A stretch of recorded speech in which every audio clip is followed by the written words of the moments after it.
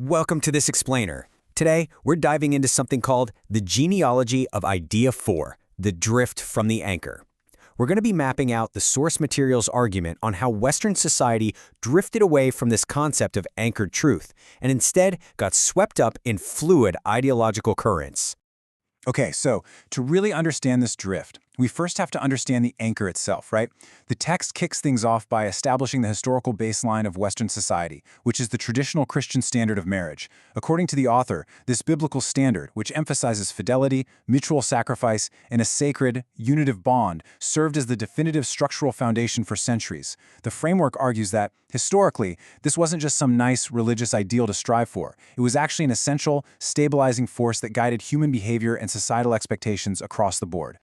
But what happens when a civilization actually cuts that foundational anchor? The source material refers to this exact consequence as the drift. Basically, it's what happens when you replace an objective historical anchor with the highly subjective compass of unrestricted human desire. The text suggests that when human passions become the sole guiding metric for a society, we don't naturally just sail off into some beautiful utopia. Instead, we drift into highly unpredictable and honestly, often destructive waters.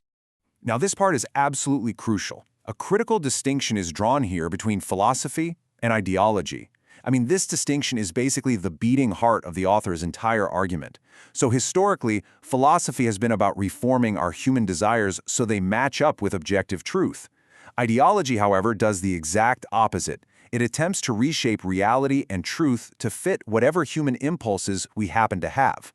Keep this framework in the back of your mind, because as we keep going, we're going to see exactly how early utopian thinkers leaned way out into ideology, totally abandoning philosophy. Our text maps out this ideological genealogy by starting right in the middle of the massive instability of the late 18th century. Picture the backdrop for a second. You have the absolute chaos and the reign of terror of the French Revolution in 1789, which is then quickly followed by the authoritarianism of the Napoleonic era.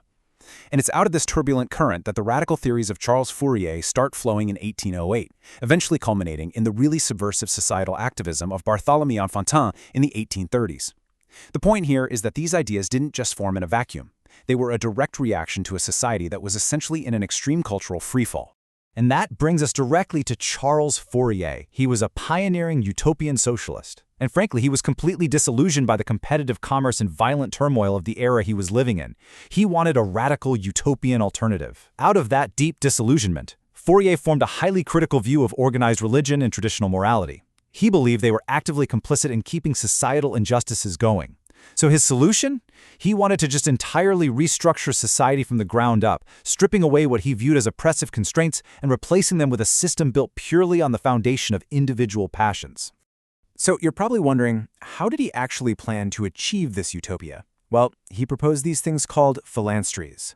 These were envisioned as self-sustaining cooperative communities designed for exactly 1,620 people. Yeah, very specific utopian math there. But in a phalanstery, your work and your life weren't dictated by historical boundaries or religious authority or even economic necessity. It was driven solely by your own individual passions and interests. Fourier honestly believed that if you could perfectly align social structures with natural human desires, it would just instantly eliminate all social ills and create absolute perfect harmony. Now, a massive chunk of Fourier's critique was aimed squarely at the traditional family. Fourier argued that traditional marriage, rather than being this protective haven, was actually an oppressive institution. He literally viewed it as a form of slavery that fundamentally stifled individual liberty, and he argued this was especially true for women. He believed that civilization's strict insistence on monogamy and chastity was totally unnatural, and that it only led to widespread hypocrisy and misery. The source material actually categorizes Fourier's approach using a very specific term, the feminine error. To clarify how the author is using that terminology here, they contrast it with a masculine error, which would be overt, forceful destruction, like tyrants leading physical revolutions. The feminine error, on the other hand, is defined as a covert, subtle subversion. It's this ideological rewiring of fundamental societal norms, but it's presented to the public not as destruction, but as necessary compassion, empathy, and emancipation. So Fourier framed the total dismantling of marriage entirely as a compassionate rescue mission for women. Fast forward a bit to 1825, and Fourier's theories haven't just stayed tucked away in academic textbooks. They were rapidly picked up by Barthélemy Enfantin and a group known as the Saint-Simonians. Enfantin took Fourier's foundational concepts and basically shoved them from theoretical critique right into radical societal action. Under his leadership, this movement heavily pushed the concept of the new woman, communal living arrangements, and just a complete overhaul of traditional relational structures across the board. Enfantin was incredibly aggressive in championing what would later become known as free love. He envisioned a society where sexual liberation wasn't just a perk, but the essential mechanism for achieving a harmonious, egalitarian world. To Enfantin, human sexuality was this purely positive force that should be expressed completely freely, without any moralistic judgments attached to it. He promoted these free unions that were based strictly on mutual affection and spiritual compatibility, because he viewed traditional marriage as nothing more than an obsolete and restrictive legal constraint. But, and there's always a but with utopias, isn't there? The author of our source text sharply contrasts all these grand utopian promises with the actual, gritty historical realities. The argument posits that human nature, when it's left completely unrestrained by moral boundaries, inevitably just gravitates toward exploitation. The text brings up historical evidence like the Roman Empire, noting that absolute sexual liberty historically led to rampant exploitation, the total normalization of extreme depravity, and profound cruelty. It certainly didn't lead to the harmonious utopia that Fourier and Enfantin were promising. So what we're looking at here is a fundamental clash of worldviews regarding the true nature of boundaries. The text posits that traditional Catholic and Judeo-Christian sexual norms were absolutely not designed to be tools for oppression. Instead, they were specifically instituted as protective guardrails against historically exploitative male appetites. By demanding fidelity and self-restraint, those traditional frameworks were aiming to protect human dignity. But the utopian freedom proposed by Fourier, that sought to just rip those boundaries out entirely, so people could pursue uninhibited passion. The source framework then points to what it calls the modern societal shipwreck that resulted from this exact ideological drift.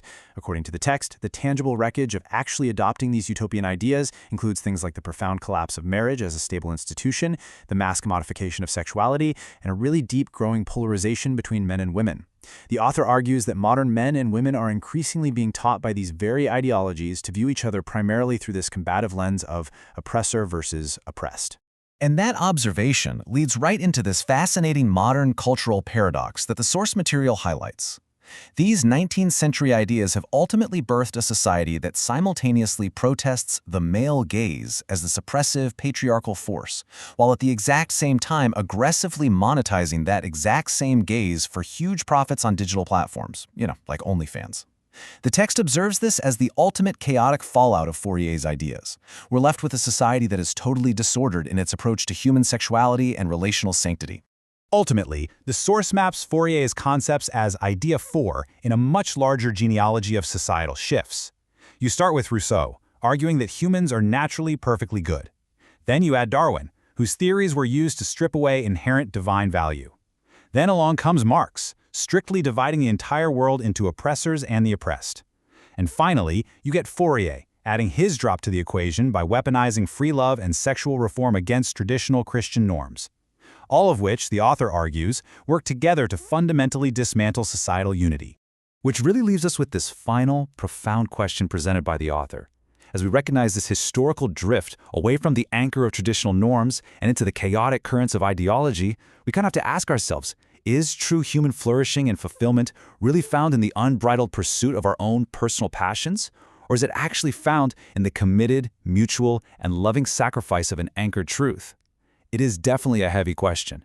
But tracing the roots of these ideas like we did today is the first step to deciding where you want to drop your own anchor. Thanks for joining me on this explainer.